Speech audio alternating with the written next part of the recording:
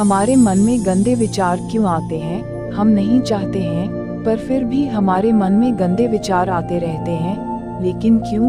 मन ही हमारा सबसे बड़ा दोस्त है और मन ही हमारा सबसे बड़ा शत्रु है। जब हम अपने मन के हिसाब से चलते हैं तो मन हमें भटका देता है, और जब हम मन को संतुलित कर लेते हैं तो हम अपनी जिंदगी में सब कुछ पा लेते हैं। हम हमारे मन में आने वाले गंदे विचारों को रोकने की कोशिश करते हैं, पर जितना हम रोकते हैं उतने ये विचार हमारे अंदर प्रवेश करते जाते हैं। आप जिस चीज से जितना दूर भागोगे उतना ही वह चीज आपके पास रहेगी। इसलिए उस चीज से भागो मत, उस पर संतुलन कायम करो। मित्रों, कामवासना को लेकर लोगों के मन में तरह तरह की भ्रांतियां रहती है। लोग इसे बुरी नजर से देखते हैं, लोग इसके बारे में जानना ही नहीं चाहते हैं, सिर्फ इस वासना में नदी की धारा के जैसे बहते चले जाते हैं और सिर्फ बहते चले जाते हैं। काम वासना तो जीवन का स्रोत है, उससे ही लड़ोगे तो आत्मघाती हो जाओगे। उससे लड़ो मत, उसे समझो, भागो मत, जागो। इस बारे में भगवान गौतम बुद्ध ने बहुत अच्छे तरीके से समझाया है, तो आइए इसे ठीक से समझते हैं। भगवान गौतम बुद्ध की सिर्फ एक छोटी सी कहानी से। एक बार एक नवयुवक गौतम बुद्ध के पास आकर कहता है कि हे तथागत, मेरे मन में इतनी अश्लील विचार क्यों आते हैं? क्यों मेरा मन इतनी अश्लीलता से घिरा हुआ है? मेरे मन में अक्सर काम वासना के विचार आते रहते हैं। मैं इसे दूर नहीं कर पा रहा हूँ और मैं इसके बारे में सोचकर अपना समय तथा ऊर्जा भी नष्ट कर देता हूँ, और इसी की वजह से मैं शांत नहीं रह पाता हूँ। मेरे मन में, मेरे दिमाग में हमेशा अशांति छाई रहती है। मैं हमेशा विपरीत लिंग के प्रति आकर्षण महसूस करता हूँ। उस युवक की ये बातें सुनकर बुद्ध मुस्कुराए और बोले, क्या तुम्हें मालूम है कि कामवासना क्या होती है? ये हमारे भीतर कैसे उत्पन्न होता है और हमारे ऊपर कैसे हावी होता है? क्या यह तुम्हें मालूम है? युवक ने कहा, मुझे यह तो नहीं पता कि काम वासना होती क्या है, लेकिन ये जो कुछ भी है बहुत बुरी है। बुद्ध ने कहा, प्राकृतिक रूप से जो भी हमारे भीतर है उसके कुछ न कुछ जरूरतें हैं, कुछ न कुछ कारण हैं। वासना तो एक प्रकार की भावना है, एक प्रकार के विचार है जो हमारे मन में उठती है और जो हमें किसी न किसी चीज की कमी का एहसास दिलाती है। फिर हम उस कमी को पूरा करने के लिए उस चीज की तरफ आकर्षित होना शुरू कर देते हैं। पहले आप इसे ठीक से समझो। जैसे किसी के पास धन की कमी है तो उसके अंदर धन की वासना उत्पन्न होती है। तो वासना कुछ और नहीं है बल्कि यह एक प्रकार की कमी है, एक प्रकार का जरूरत है जो हमें एहसास करवाती है, और जब यह वासना शारीरिक हो तो हम इसे कामवासना कह देते हैं। बुद्ध की ये बातें सुनकर युवक ने कहा, हे बुद्ध, मुझे तो ये समझ में आ गया है कि काम वासना का मतलब क्या है, लेकिन मेरे मन में यह प्रश्न अभी भी उठ रहे हैं कि ये जो वासना है ये हमारे भीतर उत्पन्न कहाँ से होती है? बुद्ध ने कहा, ये कहीं से आती नहीं है बल्कि यह प्राकृतिक रूप से हमारे भीतर मौजूद होती है, और इसका होना भी आवश्यक है क्योंकि यही मानव जाति का विस्तार का आधार भी है। अगर वासना नहीं होती तो हम सभी लोग इस दुनिया में कैसे आते? युवक ने कहा, हे बुद्ध, जब काम वासना हमारे अंदर प्राकृतिक रूप से होती है तो फिर इस दुनिया के लोग काम वासना को गलत क्यों बोलते हैं? बुद्ध बोले, यह एक बहुत बड़ी समस्या है कि लोगों ने काम वासना को गलत नजरिए से देखना शुरू कर दिया है। लोगों ने इसे दबाने की कोशिश करना शुरू कर दिया है। काम वासना का होना गलत नहीं है बल्कि काम वासना का बेलगाम होना गलत है। लोग अक्सर यही गलती करते हैं कि केवल उसी के बारे में सोचते हैं और उसी वक्त यही वासना उसके ऊपर हावी हो जाती है। उसी के बारे में हमेशा सोचते रहना, उसी के लिए जीना, केवल उसी को अपना जीवन का लक्ष्य मान लेना, ये गलत है।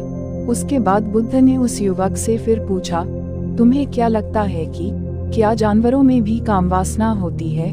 लड़के ने कहा, बुद्ध, होती तो है, क्योंकि जानवरों को भी तो अपनी पीढ़ी आगे बढ़ानी है। बुद्ध ने फिर कहा, हम जानवरों की काम वासना को गलत क्यों नहीं कहते हैं? युवक ने कहा, पता नहीं है बुद्ध, आप ही बताए। फिर बुद्ध बोले, क्योंकि जानवर अपनी काम वासना का उपयोग सिर्फ संतान उत्पन्न करने के लिए ही करते हैं, उससे खुशी प्राप्त करने के लिए नहीं, और ना ही सुख पाने के इरादे से करते हैं, क्योंकि जानवरों को प्रकृति ने इतना सोचने समझने की शक्ति दी ही नहीं है कि वह अपने काम वासना को अपने क्षणिक सुख का एक आधार बना सके, जबकि हम इंसान अपने सोचने समझने की क्षमता का दुरुपयोग करके प्रकृति में पाए जाने वाली हर चीज से अपने सुख और आनंद प्राप्त करने की कोशिश करते हैं। हम इंसानों ने काम वासना के साथ भी यही किया है। लोगों ने काम वासना को अपने जीवन का आधार बना लिया है।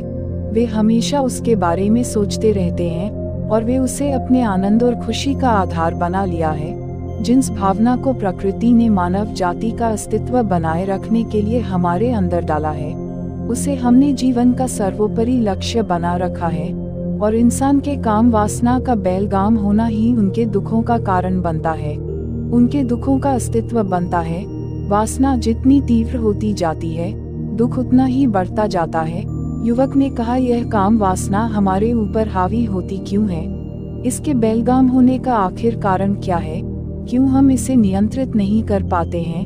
युवक की ये बातें सुनकर बुद्ध ने कहा कि काम वासना का बेलगाम होने का मुख्य 4 कारण हैं। इन 4 कारणों में पहला कारण ये है कि जीवन में किसी बड़े उद्देश्य का ना होना, किसी बड़े लक्ष्य का ना होना।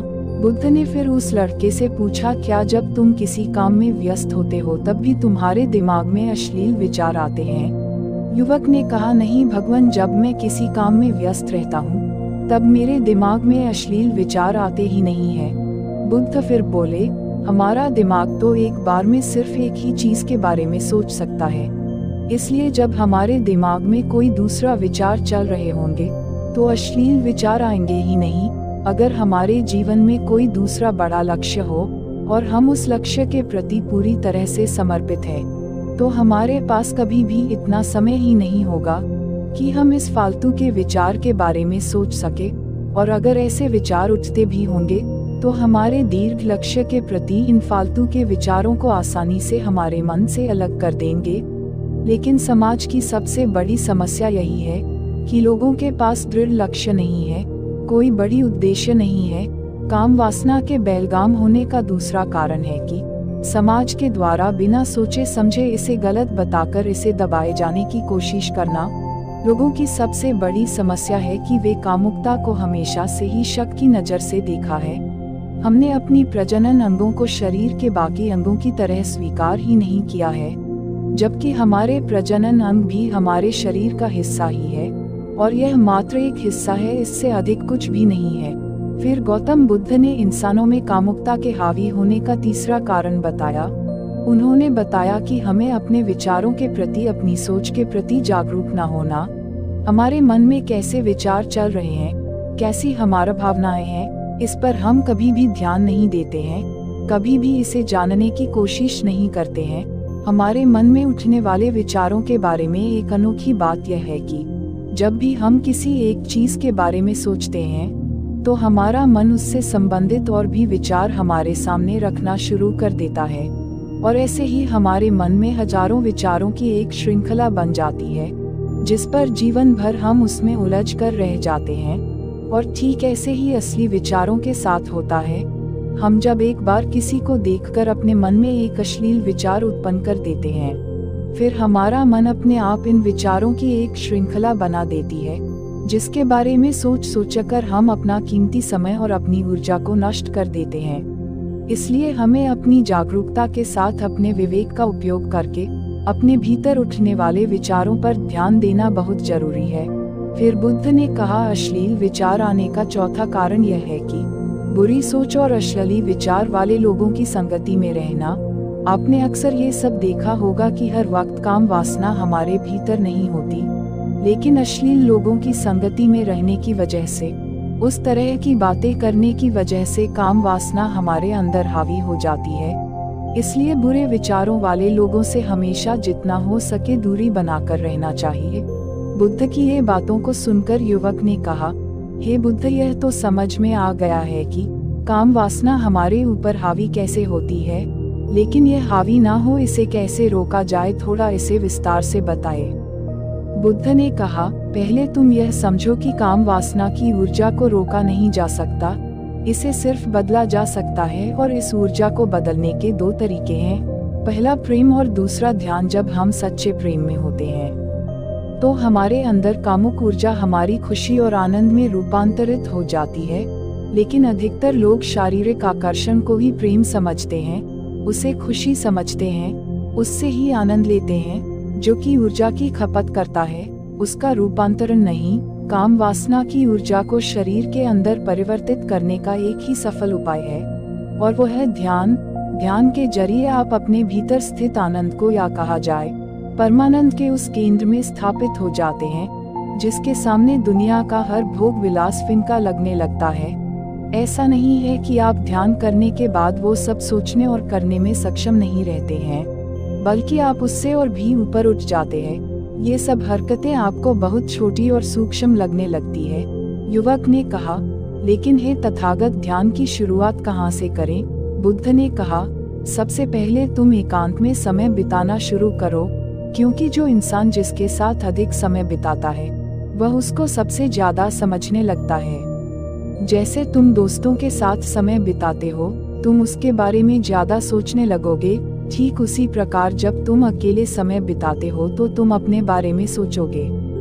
तुम क्या हो, तुम कौन हो, तुम कहाँ से आए हो, तुम यह सब जानने लग जाओगे। तुम इस चीज के बारे में सोचने लगोगे, और तुम जब खुद को जानना शुरू कर दोगे तो ये सारे भौतिक सुख तुम्हें छोटे लगने लगेंगे। और फिर एक दिन ऐसा आएगा कि तुम्हारे चाहे बिना तुम्हारे दिमाग में किसी भी प्रकार के विचार नहीं उठेंगे। जब तुम चाहोगे तभी तुम्हारे दिमाग में विचार उठेंगे। तुम्हारे विचार सूक्ष्म होते जाएंगे, तुम्हारी भावनाएं सूक्ष्म होते जाएंगे, और तुम अपने विवेक का, अपने जागरूकता का पूरी तरह से इस्तेमाल कर पाओगे। मित्रों, आपने इस कहानी से क्या सीखा? आपके विचार क्या है? आपकी भावनाएं क्या है? एक कमेंट के माध्यम से जरूर बताएगा। क्या पता आपके एक कमेंट से किसी का जीवन बदल जाए। तो मिलते हैं किसी अगले कहानी में। तब तक के लिए अपना ख्याल रखें और हमेशा मुस्कुराते रहें।